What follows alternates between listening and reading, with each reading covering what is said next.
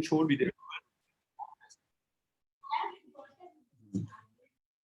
अच्छा बच्चों, अब हम आज पढ़ते हैं जी रिफ्रैक्शन ऑफ वेव्स। रिफ्रैक्शन, चुप करो। What she is doing, she wants कि तुम में से कोई बंदा सवाल पूछे और फिर मैं पिछली क्लास पूरी दोबारा रिपीट करूं। समझिए बात, ये मेरा हाथ ना उधर तक पहुंच जाएगा और मैं चपेट मारूंगा। 2 बार ना बच्चों ने पूछे सवाल, मैंने वही क्लास दोबारा रिपीट की है। अब ये चाह रही है कि कोई बच्चा मुझसे पूछे सवाल, मैं पुराना दोबारा शुरू कर दूं। Reflection of waves we are doing. अच्छा, रिफ्रैक्शन ऑफ वेव्स बच्चों, रिफ्रैक्शन ऑफ वेव्स। अच्छा, इसमें जो पहली राजी हम आपको बताएंगे, आप टेंशन न लें, आपको पिछला सारा हम करवा देंगे। अभी आप ये समझे, फ्राइडे को क्या किया, गोली मारो उसको, तुम ये समझो इमेज फॉर्मेशन किया था, थर्सडे को भी इमेज फॉर्मेशन किया था, वेडनेसडे को भी इमेज फॉर्मेशन किया था। ठीक है, अब हम करते हैं रिफ्लेक्शन ऑफ वेव्स। अच्छा, इसमें जो पहली चीज आपने समझनी है वो ये है कि आप मुझे बताएं, एक चीज होती है वेव्स की स्पीड, एक चीज होती है वेव्स की स्पीड, दूसरी चीज होती है वेव्स की फ्रीक्वेंसी, और तीसरी चीज होती है वेव्स की वेवलेंथ।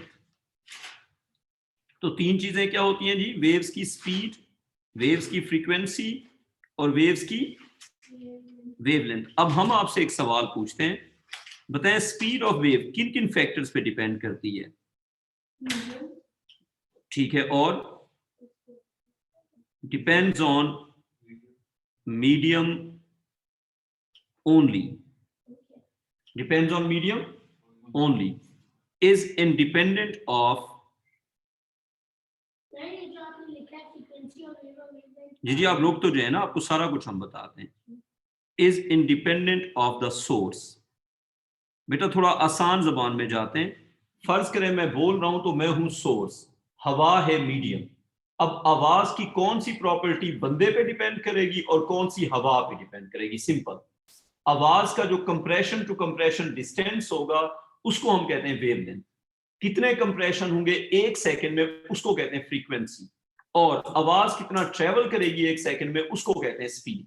अब ये सारी प्रॉपर्टीज बंदे पे डिपेंड करेंगी या हवा पे डिपेंड करेंगी? बात समझ आ गई?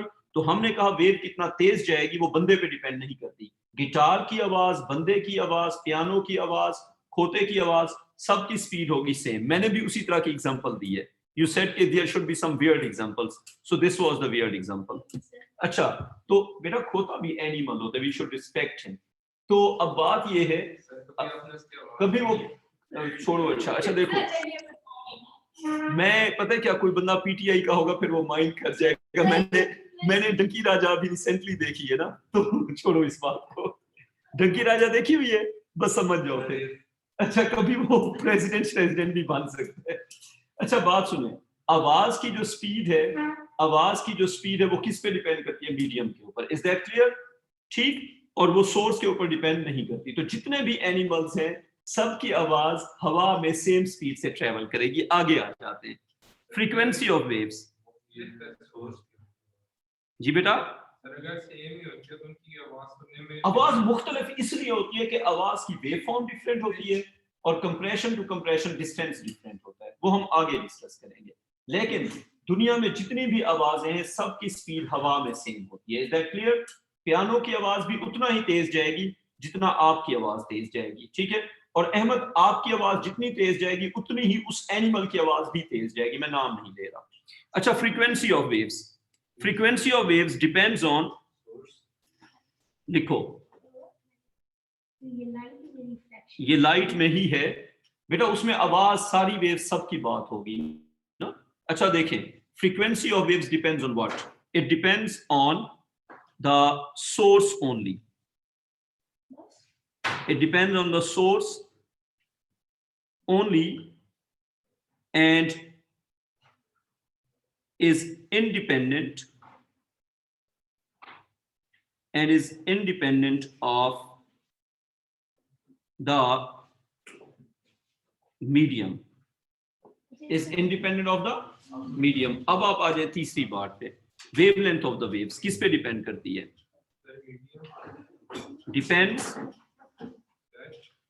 depends on both the, बेटा मैं वही लिखवा रहा हूं ना, depends on both the medium and the source. ठीक हो गया? इन प्रॉपर्टीज को जी बेटा, मीडियम का मतलब है हवा या पानी।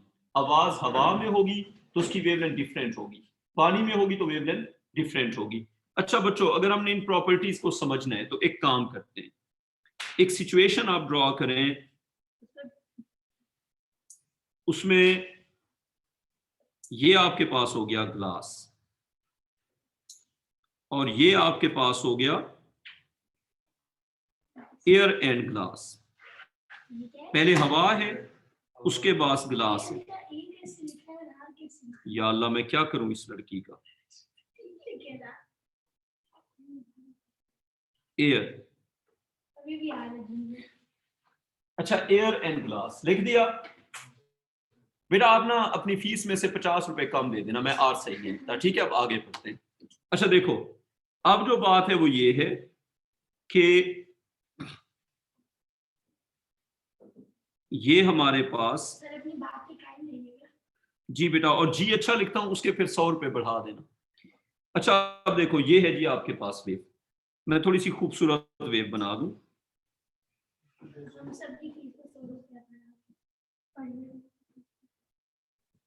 अच्छा बच्चों, ये एक वेव है, ठीक है? अब कुछ चीजें जो आपने समझनी है, दो चीजें जो इंपॉर्टेंट होती हैं। एक तो ये कि क्रेस्ट से लेके क्रेस्ट तक डिस्टेंस कितना है। क्रेस्ट से लेके क्रेस्ट तक, फॉर एग्जांपल यहां पे डिस्टेंस था लेट्स सपोज 10 सेंटीमीटर।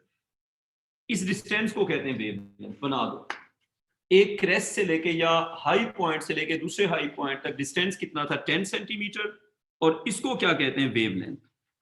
तो क्या मैं कह सकता हूं कि इसकी वेवलेंथ 10 सेंटीमीटर है? ठीक है जी, इसकी वेवलेंथ है 10 सेंटीमीटर। अब टाइम की बात करते हैं। फर्ज करें यहां पे टाइम था 0 सेकेंड और यहां पे टाइम है 0.2 second. Do you know that crest से लेके क्रेस्ट तक या ट्रफ से लेके ट्रफ तक we have one wave. Crest to crest we have one wave, trough to trough we have one wave.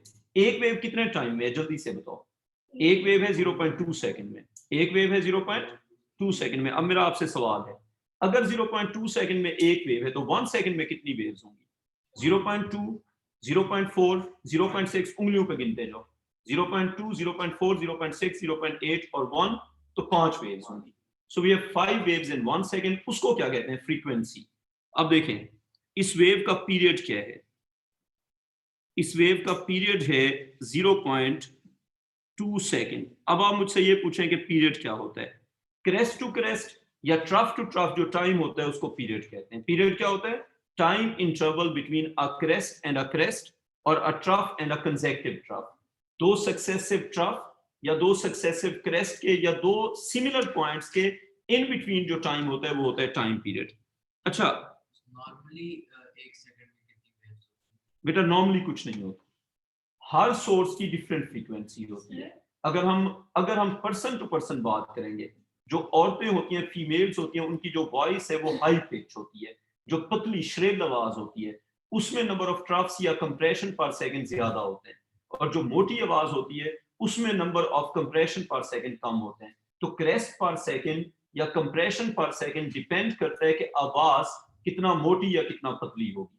जैसे जो रेसलर्स की आवाज है उसमें क्रेस्ट पर सेकंड कम होंगे, जो फीमेल वॉइस होती है उसके अंदर क्रेस्ट पर सेकंड या कंप्रेशन पर सेकंड ज्यादा होंगे। बात समझ आ गई? जितना आवाज पतली होती जाएगी उतना कंप्रेशन पर सेकंड बढ़ते जाएंगे। अच्छा अभी हम समझ क्या रहे हैं? हम समझ रहे हैं कि जब आवाज या कोई भी वेव जाएगी, यहां पे फ्रीक्वेंसी कितने है? यहां पे फ्रीक्वेंसी है 5 वेव्स पर सेकंड। बेटा 1 सेकंड रुक जाए। अच्छा, अब अपने समझने के लिए, मैं इसे साउंड नहीं समझता, थोड़ी देर के लिए मैं इसको इलेक्ट्रोमैग्नेटिक वेव समझ लेता हूँ, लाइट समझ लेता हूँ। हालांकि लाइट की ये प्रॉपर्टीज नहीं होती। लाइट मैंने इसको क्या कर लिया, इज्यूम कर लिया। अब जो मैं आपको बताऊंगा वो आपने केयरफुली देखना है। जब लाइट जाएगी एयर से ग्लास में, तो पहली चीज जो चेंज होगी, कंप्रेस हो जाएगी। क्या हो जाएगी, ये समझिए ये बात। हाँ जी, वेव कंप्रेस हो जाएगी। ये बनाते जाओ, बना दिया। अच्छा, अब मुझे बताओ, जब ग्लास से दोबारा निकलेगी फिर क्या होगा? जब ग्लास से दोबारा निकलेगी तो दोबारा से वही वाली जो ओरिजिनल वेव थी, वो क्या हो जाएगी, रिकवर हो जाएगी। तो ट्राई करो कि वही ओरिजिनल वेव फिर दोबारा बना दो। अच्छा, अब आपने जो बातें सीखनी है, फर्ज करें जी, सबसे पहले ये हुआ कि ये डिस्टेंस था यहाँ पे 10 सेंटीमीटर, अब ये डिस्टेंस हो गया लेट्स सपोज 5 सेंटीमीटर। चलें आपकी बात मान लेते हैं। इस डिस्टेंस के कम होने को कहते हैं रिफ्रैक्टिव इंडेक्स। क्या कहते हैं? जितना ये डिस्टेंस कम हुआ करेगा उसको क्या कहेंगे, रिफ्रैक्टिव इंडेक्स। जैसे 10 की जगह 5 हो गया ना, तो लिखें रिफ्रैक्टिव इंडेक्स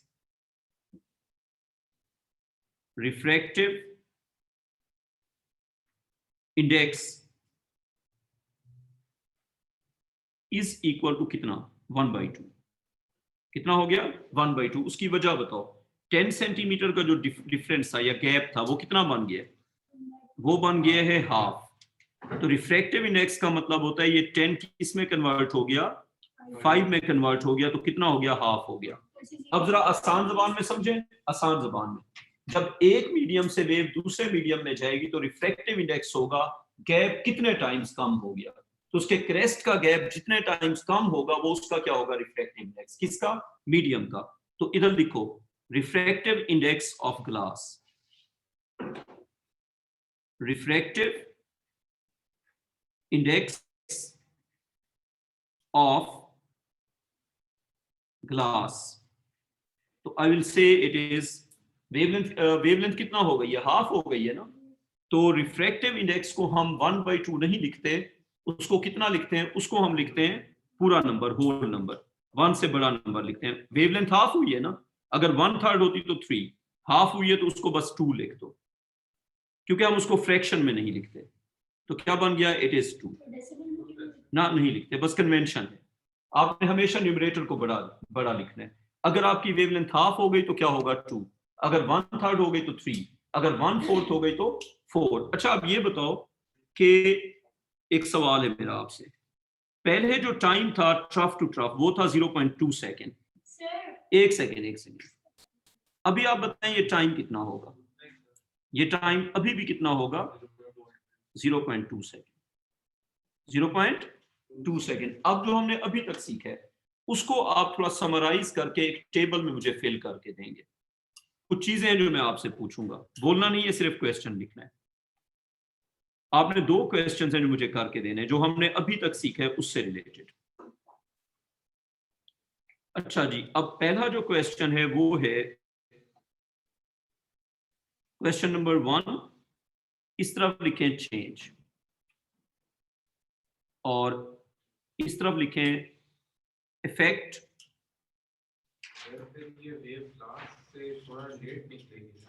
बिल्कुल आप सही कह रहे हैं, स्लो हो जाएगी ना।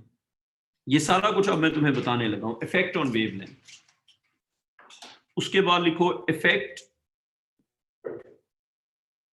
Effect on speed. वेवलेंथ और स्पीड सेम थिंग ना, स्पीड ऑफ वेव। उसके बाद आप लिखें इफेक्ट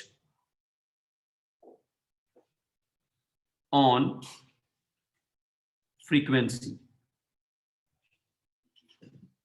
और चेंज मैं आपको बताता हूं। पहली चेंज, सर 1 सेकंड सबर करने के 100 रुपए एक्स्ट्रा होंगे फीस में।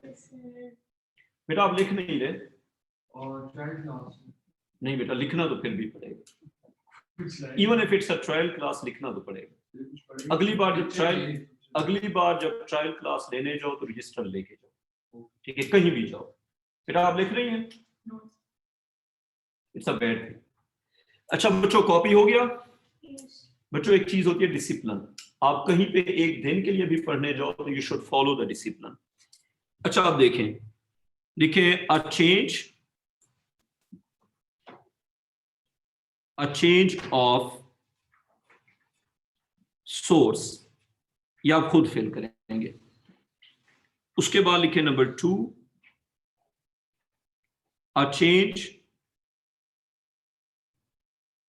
Of medium. Sir, जी बेटा आप बताएं। मैंने ये पूछना कि वेवलेंथ पे अफेक्ट होगा तो वो क्या रखे, अफेक्ट्स या लाइक हम कहेंगे इट विल चेंज, हम कहेंगे इट विल चेंज, अभी हम कहेंगे इट विल चेंज। तो आप ये देखें कि a change of source wavelength पे क्या इफेक्ट होगा, होगा या नहीं होगा? आई विल से वेवलेंथ जो है विल चेंज। अच्छा अब आप बताएं स्पीड पे इफेक्ट होगा या नहीं होगा? स्पीड पे इफेक्ट नहीं होगा। वेरी गुड बेटा। सोर्स को चेंज करने से वेव स्पीड इफेक्ट नहीं होती। The last one, effect on frequency होगा या नहीं होगा? Will change. कोई कंफ्यूजन? नीचे आ जाओ। अ चेंज ऑफ मीडियम, अगर हम मीडियम को चेंज करते हैं तो वेवलेंथ चेंज होगी या नहीं होगी? Will change. What about the wave speed? It will change as well. What about frequency? Unchanged. Ahmad कोई कंफ्यूजन यहां तक? अच्छा बच्चों, अब 2 बातें जो आपने लिखनी है, फिर उसके बाद हम आगे चलेंगे। वो मैं उसी पे आ रहा हूं। क्वेश्चन ये है कि वेव्स की होती हैं 2 टाइप्स। तो वो 2 टाइप्स होती हैं। बेटा टीचर मुझे रहने दो ना। क्वेश्चन नंबर 2 लिखो, waves can be number 1 electromagnetic. Can you give some examples of electromagnetic waves? Light. Okay, and नहीं बेटा, बेटा इलेक्ट्रोमैग्नेटिक वेव्स होती हैं जो कॉमन बात की जाए, लाइट, उसके बाद आप बात कर लो हीट की। Light is electromagnetic wave, radiations. Heat is electromagnetic wave. उसके बाद माइक्रोवेव्स जो आपकी लाइफ में कॉमन है। बेटा माइक्रोवेव ओवन, माइक्रोवेव ओवन में जो आप माइक्रोवेव्स यूज करते हैं, even they are electromagnetic. Microwaves नहीं होंगी काउंट। बेटा माइक्रोवेव्स जो है वो हीट नहीं होती। माइक्रोवेव्स एंड जी जी बेटा, अच्छा मैं गैमा नहीं लिखने लगा, ठीक है। माइक्रोवेव्स एंड उसके बाद जो मैं बस एक लिखूंगा वो है एक्स रेज। वैसे बहुत सारी होती हैं लेकिन आपको इससे अंदाजा हो जाएगा। अच्छा, वेव्स कैन बी इलेक्ट्रोमैग्नेटिक, ठीक हो गया, और मैकेनिकल। क्या मैकेनिकल वेव्स का कोई और नाम होता है? मैकेनिकल और मैटर वेव्स। मैकेनिकल और इनकी एग्जांपल्स, ये वो वाली वेव्स हैं, ये वो वाली वेव्स हैं जो मैटर मीडियम के थ्रू ट्रेवल करती हैं। ये वो वाली वेव्स हैं जो मैटर मीडियम के थ्रू ट्रेवल करते हैं। मुझे बताने दो। इनकी एग्जांपल्स हैं साउंड, और common examples are sound and water waves. Sound और वाटर वेव्स। जी बेटा बिल्कुल। अच्छा, वेव्स कितने टाइप्स की हो गई? 2 टाइप्स की। कौन सी? इलेक्ट्रोमैग्नेटिक या फिर मैकेनिकल वेव्स। अब मैं ये यहां पे क्यों डिस्कस कर रहा हूं? अब सवाल मैं आपको बताता हूं। लिखो, if the density of medium, if the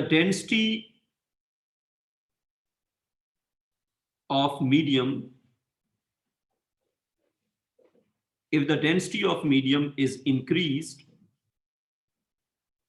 then what will be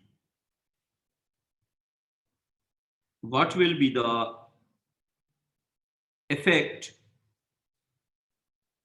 on wave speed? अच्छा, इस सवाल का ऊपर वाली चीज से क्या रिलेशन है? इस सवाल का ऊपर वाली चीज से ये रिलेशन है कि लाइट का जो बिहेवियर है और साउंड का जो बिहेवियर है, इट्स अपोजिट। आसान जबान में, ग्लास में जाके लाइट स्लो हो जाती है और जो आवाज है वो तेज हो जाती है। ये सिर्फ लाइट और साउंड के लिए नहीं होगा, जितनी भी इलेक्ट्रोमैग्नेटिक वेव्स हैं वो डेंसर मीडियम में जाके स्लो हो जाएंगी, और जितनी भी मैकेनिकल वेव्स हैं वो ज्यादा डेंसर मीडियम में जाके फास्ट हो जाएंगी। सो दे हैव अपोजिट बिहेवियर। बात समझ आ गई? तो अब इसका आंसर लिखो। आपसे पूछा हुआ है मीडियम चेंज करने से क्या इफेक्ट होगा, सर बट उन्होंने ये तो मेंशन नहीं किया है कौन सी स्पेसिफिक वेव है। तो आप बताएंगे ना वो। तो आंसर में आप पहले लिखेंगे इफ इट इज इलेक्ट्रोमैग्नेटिक, लिखो electromagnetic waves,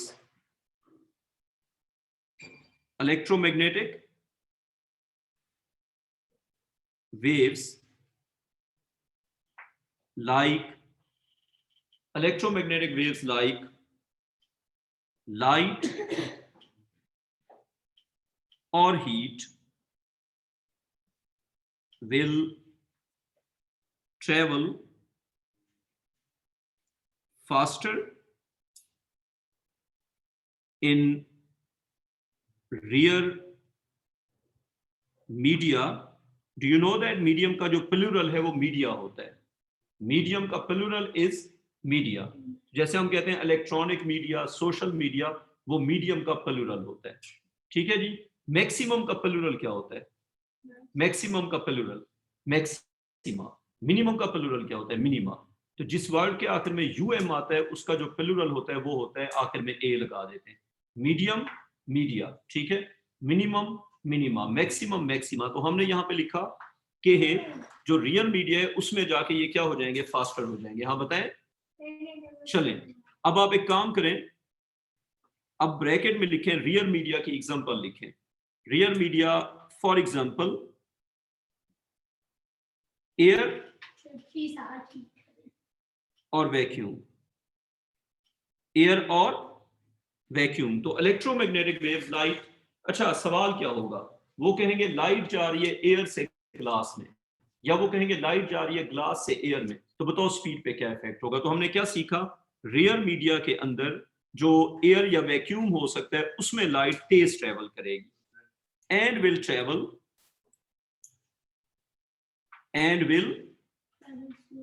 travel slower in denser media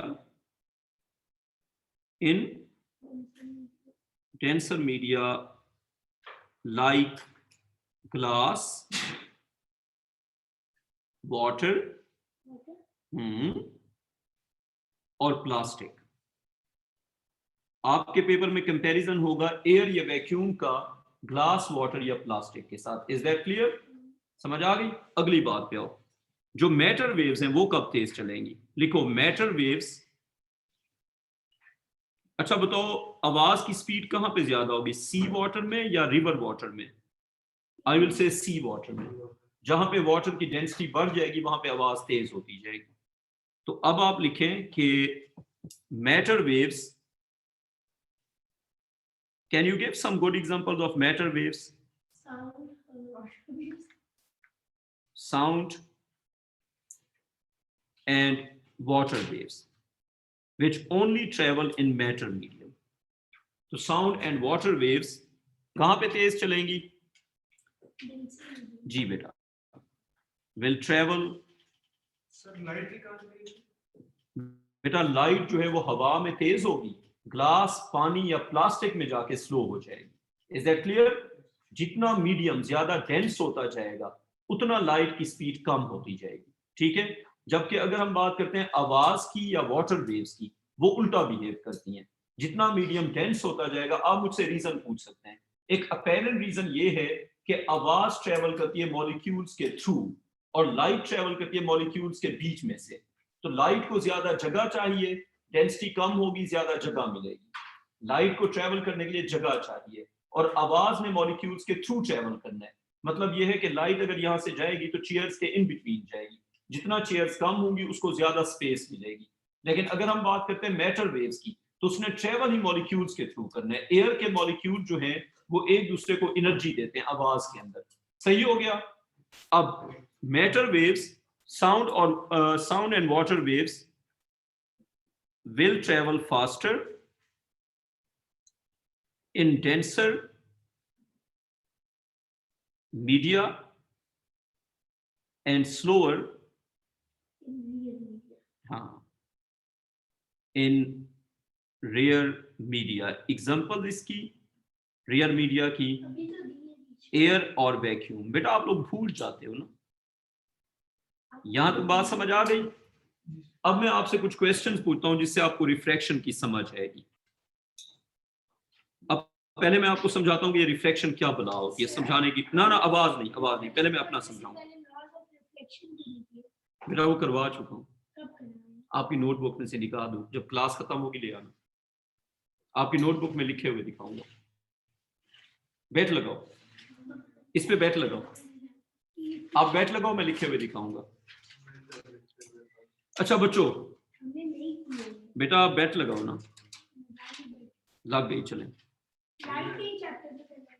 जी जी। अच्छा बेटा बात सुने, जी जी बिल्कुल नहीं करवाए हुए, लगाओ बैट लगाओ ना।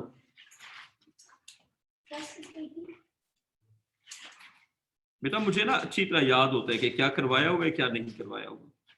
अच्छा ये बनाओ जरा, मैं आपसे एक सवाल पूछूंगा। बेटा चुप करें ना, ये ड्राइंग बनाए, ठीक है, बातें ना करें।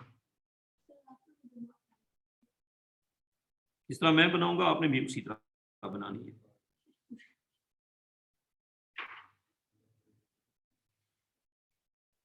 ये मैं क्या बनाना चाह रहा हूं ये मैं आपको अब बताता हूं। ये मैं एक ड्राइंग बना रहा हूं जिसमें मैं आपको 3D में एक बस दिखा रहा हूं। क्यों दिखा रहा हूं ये मैं बाद में बताऊंगा। हाँ, बस नहीं देखी हुई जिंदगी में?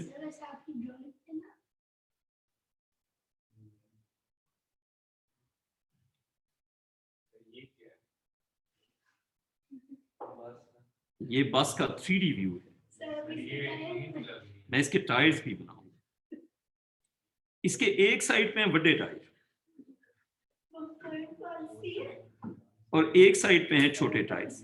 अच्छा अब ये मैं सवाल पूछता हूँ, एक सेकंड, अब सवाल सुनो, कॉमन सेंस। बेटा अब सवाल सुनो, ये बस अगर इसको सीधा चलाया जाए तो ये सीधी चलेगी या टर्न ले जाएगी? फर्ज करें इसका ड्राइवर, क्या ये बस सीधी चल सकती है? नहीं, सवाल अच्छी तरह सुन लो, बिल्कुल नहीं चल सकती। आपने कभी कोई ऐसा बंदा देखा है जिसकी दोनों टांगों का साइज डिफरेंट हो? मैंने देखा हुआ है, सुन लो ना। वो लोग जब वॉक करते हैं ना तो उनकी जो वॉक है वो हर बार रोटेशन होती है। अगर आप देखें तो उनकी जो कमर का एरिया होता है वो जब हर बार कोई ऐसा बंदा अगर आपने जिंदगी में देखो, ये मैं फिजिक्स का कॉन्सेप्ट समझा रहा हूँ, किसी को वो नहीं कर रहा, अगर कोई ऐसा बंदा हो जिसकी दोनों टांगों का साइज डिफरेंट हो तो जब वो वॉक करते हैं तो हर बार वो बड़ी टांग के टुवर्ड्स रोटेट करता है। उसकी जो छोटी टांग होती है वो बड़ी टांग के टुवर्ड्स, अगर आपने देखा हो तो जैसे आज आप चल रहे थे। हाँ मैं वो वॉक करके दिखाऊं तुम लोगों को, छोड़ो यार। अच्छा देखो अब मेरी बात सुनो, ये वाली बस, बेटा ये फिजिक्स के कॉन्सेप्ट से रिलेटेड है, ये वाली बस सीधी जाएगी या टर्न ले जाएगी? किस तरफ, छोटे टायर्स की तरफ या बड़े टायर्स की तरफ? छोटे टायर्स की तरफ। अब मेरी बात अच्छी तरह सुनना, this is the reason for refraction. होता यह है कि जब लाइट किसी मीडियम में एंटर होती है और उसकी एक साइड पहले एंटर हो जाती है और दूसरी साइड बाद में एंटर होती है, तो एक साइड के होते हैं बड़े व्हील्स, एक साइड के होते हैं छोटे व्हील्स। जिस साइड से कोई चीज स्लो चलती है उस साइड पे वो टर्न ले जाती है। जैसे जिस बंदे की एक टांग बड़ी होगी और एक टांग छोटी होगी तो उसकी जो बड़ी टांग है हर बार छोटी टांग के टुवर्ड्स रोटेट करेगी, उसकी छोटी टांग पिवट बनेगी, उसकी जो छोटी टांग होगी वो पिवट होगी। आप कभी वॉक करते हुए देखना, अगर किसी बंदे की दोनों टांगें डिफरेंट साइज की हैं तो वो सीधी वॉक करने की जगह हर बार रोटेशन करेगा, छोटी टांग पिवट होगी और बड़ी टांग जो है उसकी रोटेशन होगी। यही काम इस बस के साथ हो रहा है। अब मेरी बात सुने, इसका हमारे कॉन्सेप्ट से क्या ताल्लुक है? अब ये मैं बनाऊंगा, आपने देखना है। फर्ज करें लाइट एंटर होती है ग्लास में, तो जब लाइट ग्लास में एंटर होगी तो स्लो होगी या नहीं होगी? स्लो होगी। अगर तो लाइट की दोनों साइड्स साथ साथ एंटर हो गई तो फिर लाइट अपना पाथ चेंज नहीं करेगी। आपको आ जाएगी समझ, बीच में ना बोला करें। ये है ग्लास, ये भी है ग्लास, अच्छा ये दोनों क्या हो गई, ये दोनों ग्लास हो गए। अब यहां से आप लाइट की एक बीम, किसके, यार चुप करो ना, तुम लोग बहुत तंग करते हो, इतना बोलोगे तो फिर मैं तंग ही हूंगा ना। अच्छा अब मेरी बात अच्छी तरह सुनिए, फर्ज करें इधर से एक बीम ऑफ लाइट आप लेके आते हैं,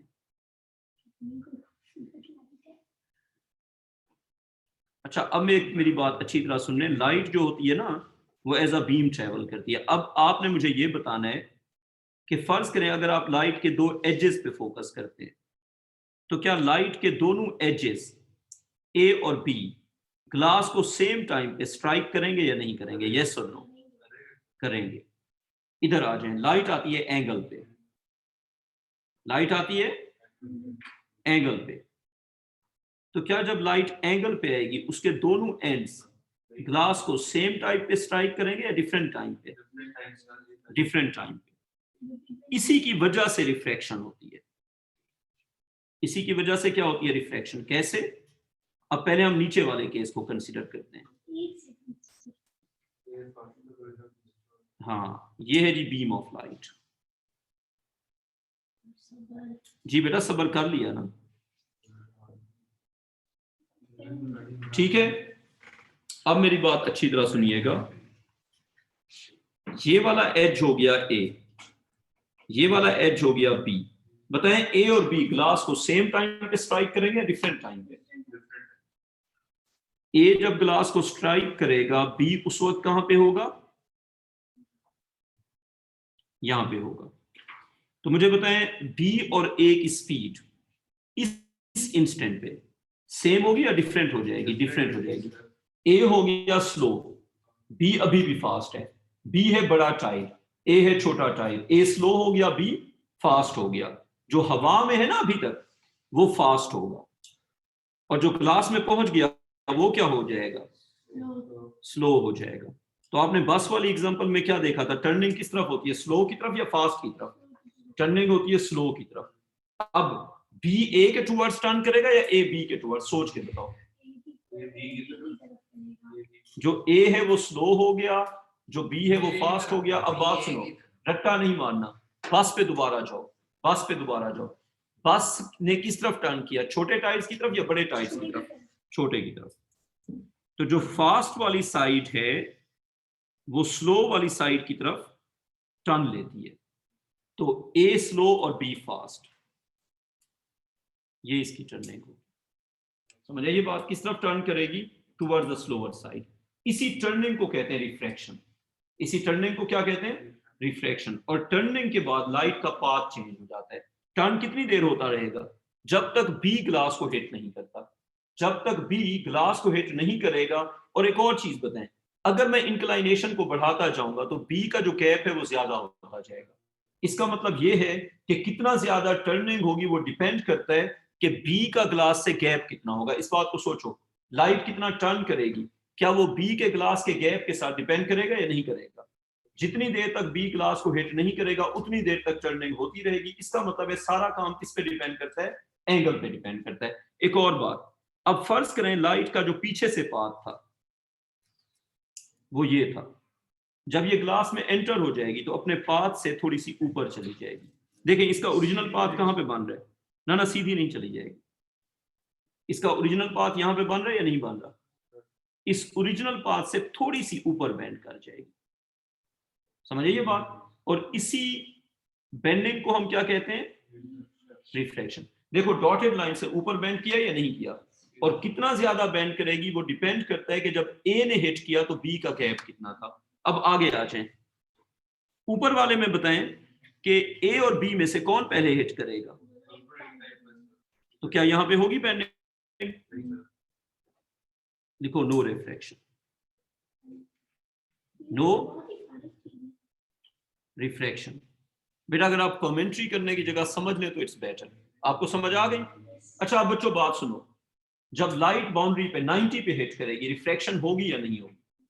जब लाइट बाउंड्री पे 90 पे हिट करेगी रिफ्रैक्शन होगी? नहीं होगी। जब एंगल पे हिट करेगी तब रिफ्रैक्शन होगी।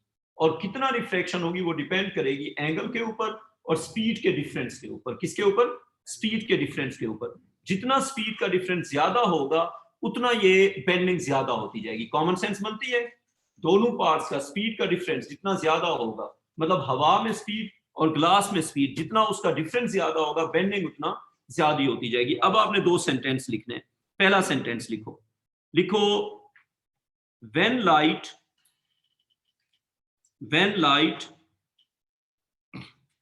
पहला सेंटेंस when light, बेटा मैं भी लिखूंगा ना, when light enters from air to glass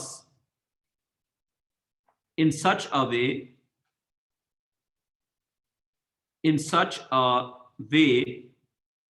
that it hits the glass perpendicularly, in such a way that it hits the glass perpendicularly। तो भाईजान आप मुझे ये बताएं बेंडिंग होगी या नहीं होगी? then no bending of path, then no, Rahim तुम्हें समझ आ गई? then no bending of path। इस bending of path का दूसरा नाम क्या होता है? refraction। bending of path और refraction will take place। इसकी वजह बताओ, पेपर में 2 बार पूछी हुई है। as the two edges of light will hit the glass simultaneously, as both edges of light will change their medium simultaneously। हाँ बेटा बताएं। हाँ तो यही लिखा है। मैंने तो will not लिखा है, आपको will नजर आ रहा है। will not take, यार उसको नजर नहीं आता, मैंने will not ही लिखा था। अच्छा will not take place लिख दिया। अच्छा अब इसकी वजह बताओ, लिखो as the two edges, हमने उनको किससे रिप्रेजेंट किया हुआ है? A and B ना। as the two edges A and B will enter the glass, will enter the glass simultaneously। बेटा सेम टाइम को simultaneously कहते हैं। अब मैं गया रोक, मुझे बताओ यहां तक बात समझ आ गई? तो जब 90 पे हिट किया तो बेंडिंग क्यों नहीं हुई? क्योंकि दोनों साथ स्लो हो गए। अगर दोनों व्हील छोटे हो मसला नहीं है, एक साइड का बड़ा हो एक साइड का छोटा हो फिर मसला होगा। यहां से आगे कल लिखवाऊंगा। और उसकी समझ आ गई कि वो बेंड क्यों कर रही है। ए पहले स्लो हो जाएगा, बी बाद में स्लो हो जाएगा। राइम कोई कंफ्यूजन है? आज पक्का भेज दूंगा, प्रॉमिस। आज मुसलमानों वाला प्रॉमिस। आज हाँ हाँ मैं तो बस एक काम कर दूँ, मैं सारी मार्क्स एक साथ निकाल दे। आज भेज दूंगा। मैंने आपसे एक बात पूछनी है। हाँ बच्चों खुदा हाफिज, टेक केयर। इसके आगे कल पढ़ते हैं।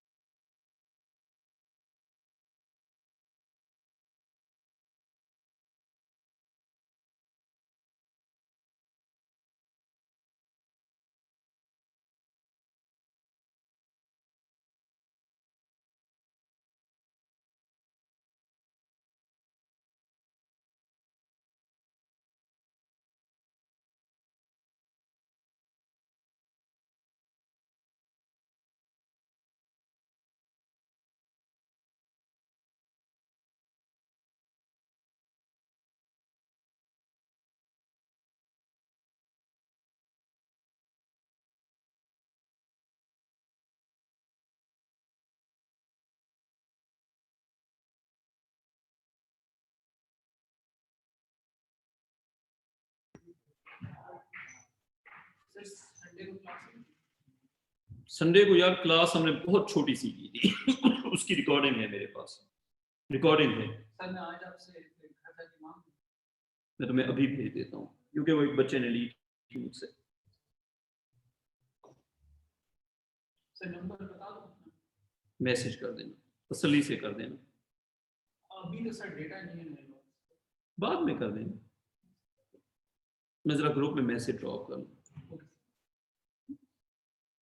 अच्छा दिसंबर में ना बच्चे हो जाते हैं लेजी, लेकिन हमने लेजी नहीं होना, पता है क्या, बाद में फिर प्रेशर पड़ेगा, तो बड़ा हैवी किस्म का प्रेशर पड़ता है।